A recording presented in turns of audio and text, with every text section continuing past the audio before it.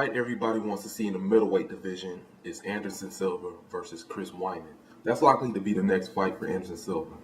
And a lot of people think that this is Anderson Silva's toughest test yet, which I think is legitimate. People have a case, but my prediction is Anderson Silva's he's gonna defeat him pretty easy. People think that because Chris Weidman has world-class wrestling and he strikes too. He's not just like Chael Sonnen who knows how to wrestle real good but don't have the striking.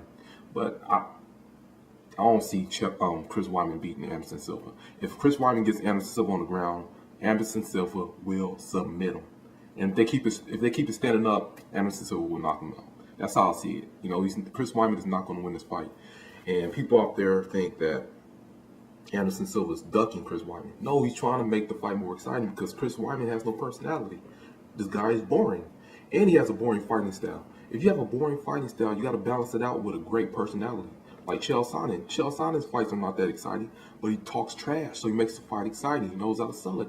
This dude, Chris Weidman, doesn't know how to sell a fight, and he's boring. I was watching his highlights. I'm trying to figure out, if I'm a person who don't watch MMA, and I'm a fan of Anderson Silva, I'm a casual fan. And who's this Chris Weidman guy? I'm looking at the highlights, and man, this highlight reel is boring too. Look at this. Let me show you this highlight reel.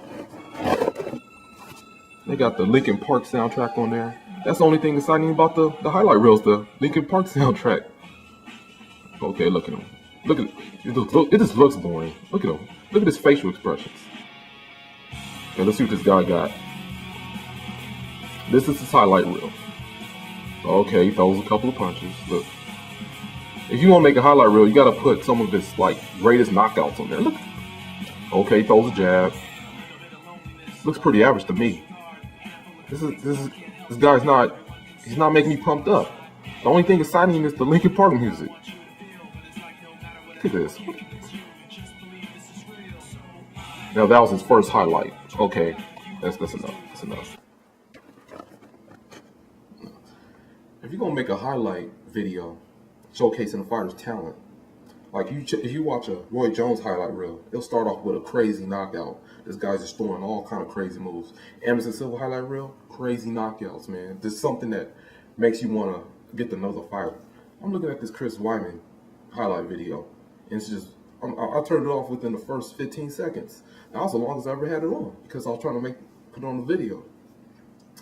This is why Anderson Silva doesn't want to take the fight immediately. He wants to make the fight better, so he wants Chris Weidman to think that he's ducking him. So Chris Weidman can talk some type of trash so he can sell the fight. Anderson Silva is doing Chris Weidman a favor. By ducking him, he's making Chris Weidman seem like he's more than he is. This threat. So when Anderson Silva knocks him out, people won't say that he's fighting nobody. Because if Anderson Silva fought him when nobody knew about him and beat him, it'd just be another fight that he won. And people won't give him the credit. Like they don't give him credit for beating Travis Lutter. Because when a fighter wins and he becomes the greatest, people want to start downplaying his accomplishments by criticizing his opponents. So this is Anderson Silva trying to sell the fight. The fight's going to happen. So I predict Anderson Silva by submission. I think he'll submit him. He'll probably give him a couple black eyes, make him look silly, play with him, then go on to the next one.